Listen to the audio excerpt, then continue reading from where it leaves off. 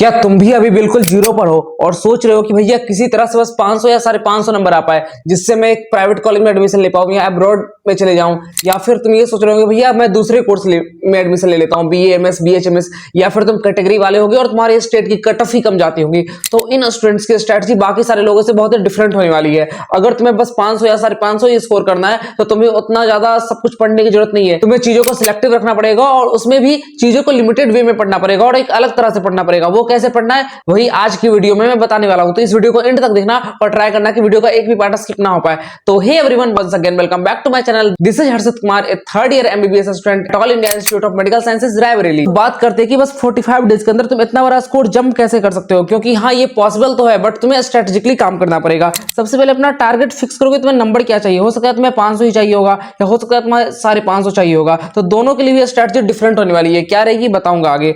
और don't need to complete your whole syllabus, पूरे syllabus complete करने के चक्कर में मत रहना, वरना होगा क्या कि तुम किसी भी चैप्टर को अच्छी तरह से नहीं पढ़ पाओगे और एग्जाम में एक भी चैप्टर का क्वेश्चन ही सॉल्व नहीं होगा। और तुम्हें क्या करना है एग्जाम में, क्वेश्चन सॉल्व करना है ना। कोई तुमसे ये नहीं पूछने वाला कि तुमने कितने चैप्टर पढ़ रखे हैं, सब यही पूछेंगे कि मार्क्स कितना आया। और मार्क्स आने के लिए तुम्हें क्वेश्चन सॉल्व करना आना चाहिए, ठीक है। और उसके लिए हार्डवर्क और स्मार्ट वर्क दोनों लगने वाला है। ये मत सोचना कि बस स्मार्ट वर्क करेंगे और बस 5-6 घंटे पढ़कर काम हो जाएगा। 5-6 घंटे पढ़कर तो कुछ भी नहीं होगा, क्योंकि अगर तुम जीरो पढ़ो ना यार तो तुम्हें मेहनत करनी पड़ेगी। तुम्हें अभी भी 12 से 14 घंटे पढ़ने ही पड़ेंगे। तुम ये सोचो कि बस तुम 2 महीने पढ़ रहे हो और 2 महीने पढ़ने से तुम्हारे मार्क्स में इतना बड़ा जंप मिल रहा है तो तुम्हें तो पढ़ना ही चाहिए। और फिजिक्स केमिस्ट्री बायो तीनों को पढ़ना है, लेकिन सिलेक्टेड चैप्टर पढ़ना है। विद प्लानर में बात करूंगा कि किस चैप्टर को कितना दिन देना है, तो इसलिए पूरी एंड तक वीडियो जरूर देखना। और डेली तुम्हें 14 घंटे की स्टडी करनी ही पड़ेगी।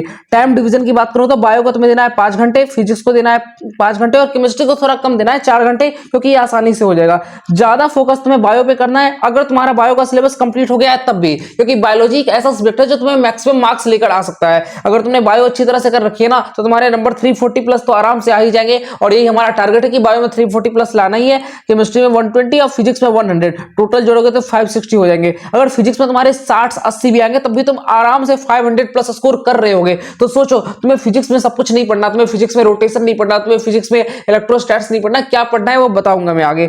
और no need to do every chapter and every question in the physics, ये मैं बोल ही चुका हूं। सब्जेक्ट वाइज अप्रोच की बात करें तो बायो की बात करें तो बायो में तुम्हारा मेन टारगेट होना चाहिए स्कोर 340 प्लस करना ही करना है किसी भी तरह से, और बायोलॉजी को अच्छी तरह से पढ़ना है। और वो तुम आराम से कर लोगे अगर तुमने पूरी एनसीईआरटी पढ़ रखी है और उसको तुम बहुत बार रिवाइज कर पाते हो, क्योंकि रिवीजन बहुत इंपॉर्टेंट है। यहाँ पर तुम्हें कोई भी चैप्टर छोड़ना नहीं है। ये गलती मत करना कि भैया मैंने बायो में ये चैप्टर ही छोड़ दिया, क्योंकि ये सबसे बड़ा ब्लंडर हो जाएगा। क्योंकि हर चैप्टर से 3-4 क्वेश्चन तो बायो में आ ही जाते हैं और वो बहुत ही अनप्रेडिक्टेबल होता है कि किस चैप्टर से ज्यादा क्वेश्चन आ जाए, ठीक है। और अगर तुमने सिलेबस कंप्लीट अभी तक कर रखा है तो तुम्हें बस क्या करना है, एनसीईआरटी बुक को रिवाइज करना है। फिर से वन शॉट देखने मत जाना कि भैया मैं फिर से वन शॉट देखता हूं, फिर से लेक्चर देखता हूं, क्योंकि वो तुम्हारा पूरा टाइम ले लेगा। तुम्हें क्या करना है, एनसीईआरटी बुक लेनी है, उसको बार बार याद करने की कोशिश करना है। उसके बाद तुम्हें प्रीवियस ईयर क्वेश्चन प्रैक्टिस करने और जितने फैक्ट्स हो, एग्जाम्पल्स हो, साइंटिस्ट के नाम हो, कोई डाटा हो, सबको एक सीट पर लिख लेना है, एक पेज में लिख लेना है और उसको रिवाइज करते रहना है डेली, क्योंकि उससे 3-4 क्वेश्चन आते ही आते हैं। और अगर तुम्हें वो याद होगा ना तो तुम आराम से उसको सही कर पाओगे।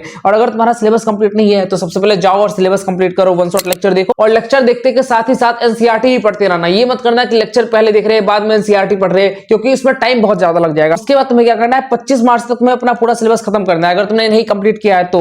उसके बाद तुम्हें 3 से 4 बार रिवाइज करना है पूरे अप्रैल वाले टाइम पर। बात करते हैं कुछ चैप्टर्स लाइक जेनेटिक्स के 2 चैप्टर हो गए, बायोटेक के 2 चैप्टर हो गए, ह्यूमन फिजियोलॉजी हो गई। ये सब काफी ज्यादा इंपॉर्टेंट है, तो इसको तो बहुत अच्छे से पढ़ना और इसमें तो एक में मिस्टेक होनी ही नहीं चाहिए, समझ रहे हो ना। पर बात आती है कि भैया इस टाइम मैं क्वेश्चन प्रैक्टिस कहां से करूं, क्योंकि इतने सारे सोर्स है, समझ में नहीं आता कि क्वेश्चन कहां से करना चाहिए। तो तुम्हें इस टाइम पर क्वालिटी क्वेश्चन प्रैक्टिस करनी है। इसका मतलब ये हुआ कि ऐसे क्वेश्चन करो जिसकी आने की प्रोबेबिलिटी नीट एग्जाम में काफी ज्यादा हो। तो यहां पर नीट प्रेप एसेंशियल का अभ्यास essential crash course for NEET 2025 में हर चैप्टर से 75 to 100 हाई यील्ड क्वेश्चंस है। मतलब ये क्वेश्चन काफी ज्यादा इंपॉर्टेंट है और ये सारे क्वेश्चन जो है वो तुम्हारे पीस वाइज मैनर में अरेंज्ड है, ठीक है। और इसमें एनसीईआरटी एक्सरसाइज, एग्जाम्पलर, इन टेक्स्ट सारे क्वेश्चन इंक्लूडेड है और इसके साथ फुल ऑडियो या वीडियो एक्सप्लेनेशन भी तुम्हें इसमें मिलने वाला है। तो तुम आराम से ये क्वेश्चन कर लोगे तो तुम्हारा ये पूरा चैप्टर बहुत ही स्ट्रांग हो जाएगा। और तुम्हें इसके साथ 4 फिजिक्स और केमिस्ट्री की मॉड्यूल मिलने वाली है विद 30 OMR सेट, जिससे तुम अपनी ऑफलाइन प्रैक्टिस भी कर पाओगे। और तुम्हें इस बैच के साथ पीवाईक्यू मार्क्ड एनसीईआरटी मिलेंगी, जिसमें 25 इयर्स के प्रीवियस ईयर क्वेश्चन होंगे नीट एमसी और एआईपीएमटी के, और उसको तुम उस पर क्लिक करके प्रीवियस ईयर क्वेश्चन को सॉल्व कर पाओगे। और उसके साथ ही तुम्हें कस्टम अभ्यास बैच मिलेगा जिसमें तुम पेज और टॉपिक को सिलेक्ट करके क्वेश्चन जनरेट कर पाओगे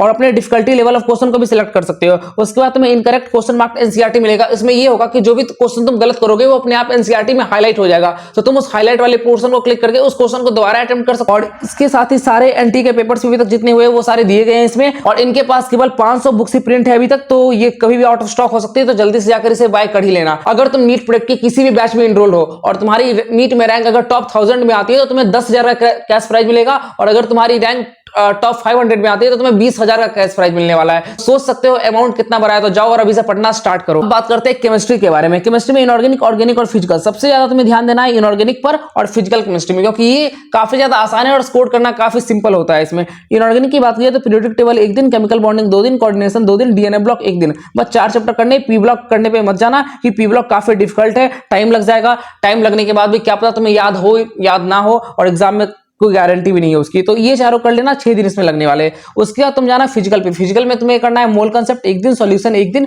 एटॉमिक 1 दिन, इक्विलिब्रियम 2 दिन, थर्मोडायनेमिक्स 2 दिन। 7 दिन के अंदर ये फिजिकल भी ऑलमोस्ट खत्म हो जाएगा तुम्हारा, ठीक है। बात आती है ऑर्गेनिक पर। ऑर्गेनिक में जीओसी कर लेना, हाइड्रोकार्बन कर लेना, एल्डिहाइड, कीटोन, कार्बोक्सिलिक कर लेना।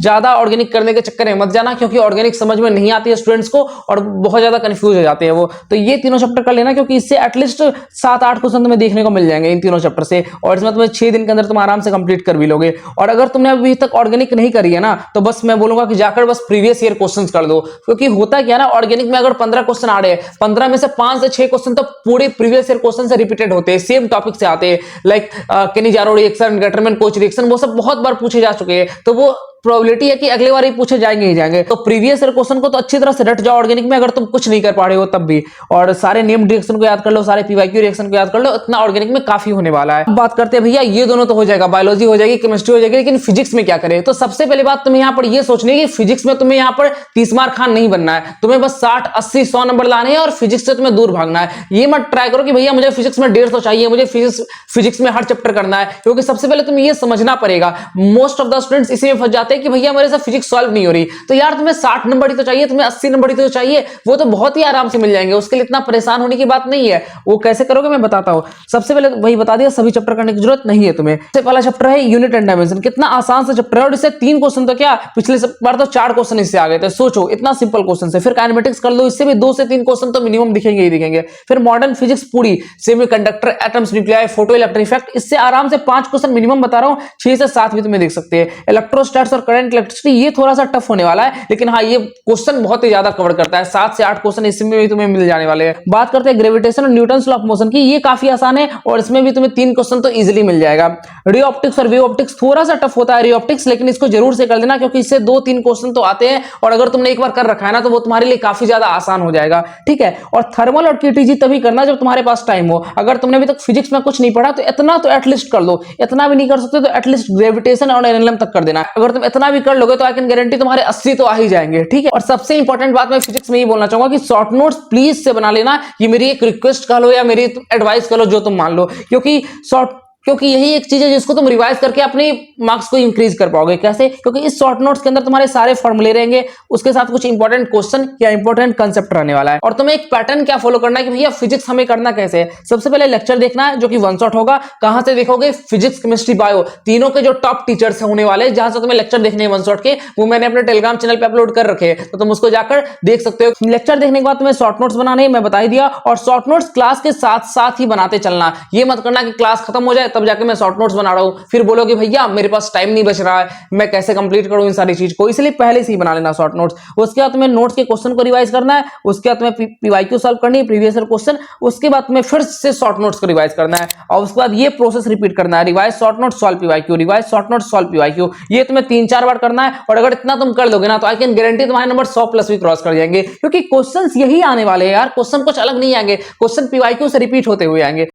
तो ये वाले मेरे शॉर्ट नोट्स है जो कि मैंने अपने नीट टाइम पर बनाया था, तो तुम भी अपने लिए कुछ ऐसा ही शॉर्ट नोट्स बना सकते हो जिसके अंदर सारे फॉर्मूलेज इंक्लूड हो, कुछ स्पेशल पॉइंट भी इंक्लूड हो इसके जैसे। और अगर तुम्हें ये शॉर्ट नोट चाहिए तो तुम मेरे टेलीग्राम चैनल पे ज्वाइन कर सकते हो, लिंक डिस्क्रिप्शन में मैंने दे रखा है। तो ये भी और ये भी उसी शॉर्ट नोट्स का एग्जाम्पल है, तुम देख सकते हो, ठीक है। ये दोनों काइनेमेटिक्स के ही शॉर्ट नोट्स है।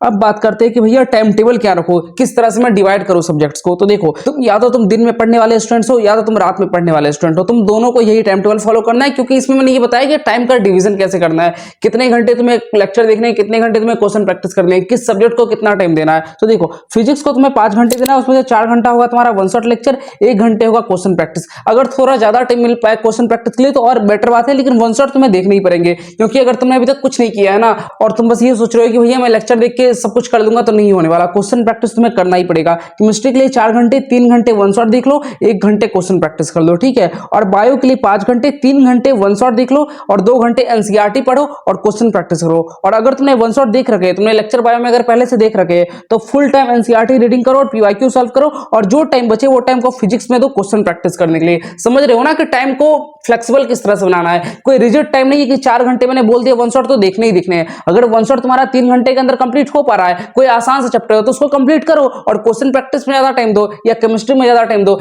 तुम्हें थोड़ा तुम्हें इस टाइम टेबल को फ्लेक्सिबल बनाना है, बट ओवरऑल ये आइडिया होना चाहिए जो मैंने तुम्हें इसमें बता दिया है। आई होप कि अब तुम्हें पूरा क्लियर हो गया होगा कि 0 to 550 तक कैसे पहुंचना है। और अगर तुम्हें वीडियो पसंद आया होगा तो वीडियो को लाइक और चैनल को सब्सक्राइब कर देना। नीट 2025 तक मैं इस तरह से और ज्यादा वीडियो लाता रहूंगा और तुम्हें इससे काफी ज्यादा हेल्प मिलेगी। तो तब तक के लिए पढ़ते रहो, मचाते रहो। Love you all, bye bye.